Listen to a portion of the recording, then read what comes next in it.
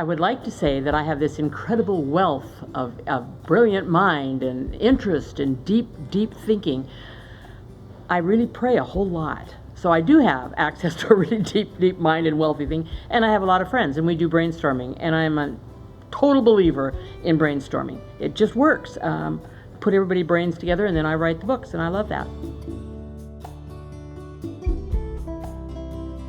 I'd always dreamed that I wanted to write. And what's interesting is that I thought it started in high school until I went through my mother's things. And there was a little book about like this with a brown binding on it before spiral bindings. And it had to have been 5th or 6th grade, and there was my first book right in there. There were 3 or 4 chapters, and the story had started. And I'm going to go back one of these days and see, maybe it was a good story, who knows?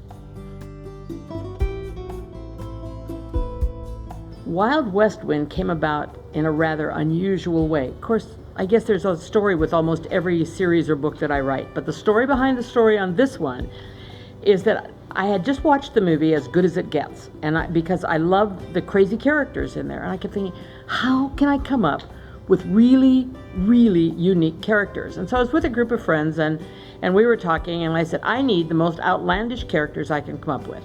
And we stay within the historical context of about early 1900. What could this young woman be like, and what could be going on with her? So came up with, after doing a whole lot of research on Wild West shows, a young woman who was a trick writer and a trick shooter. Now, usually they're one or the other, but you know, this is fiction and I can do whatever I want. So she's 20 years old. She has this, I have a friend who has a pinto mule whose name was Wind Dancer. And I thought, oh, I love that name. That's just such a perfect name. So I called her and I said, can I use the name on this trick riding pinto horse? And then I saw a beautiful pinto in a pasture somewhere, and I thought, okay, we're all set. And I thought, okay, now other characters.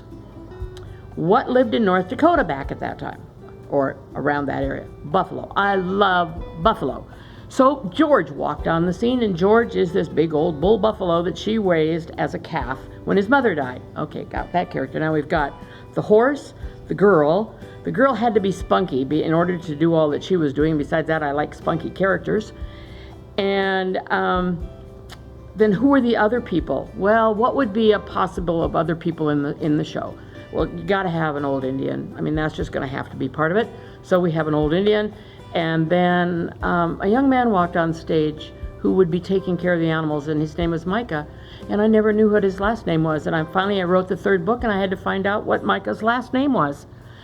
And so anyway, the big thing that happens that kicks the whole story into gear is the Wild West show closes, and Cassie takes her motley crew in the big circusy kind of wagon down to South Dakota to find her father's dream valley. A love of settlers of the American frontier? I mean, that's the simple answer. And the one, plus it's immigrant stories usually. That's what drives a lot of it, because when I was when I've been doing the research, I looked at that long list of immigrants that came to Ellis Island, and all I could think of was 8 million stories. Okay. So anyway, but this is the Western expansion. I like that period. I like that, and I love the people, and I write about Norwegians usually because I am one.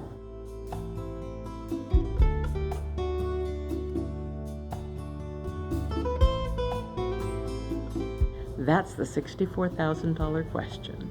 I get emails and calls all the time, and Facebook saying, please go back to blessing.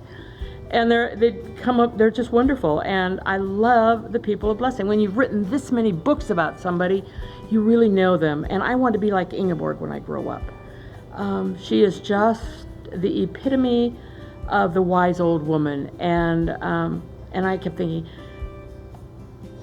am I really done writing about blessing, or can I go back there? And I thought for a while, okay, I think I've told all my stories. But we have a new series that we're going to be talking about, and we'll see about going back to blessing.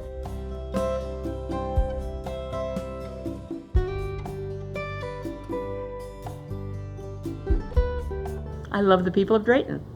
I mean, they've become my other family. The people there have had so much fun with being the town of blessing that it just makes it fun to go back. And we do the parade in the summer, and they created a play that they put on for 2 years based on the first 2 books of Blessing, and it's just been a marvelous place, and it's a very friendly place, and people that come there to visit say the same thing.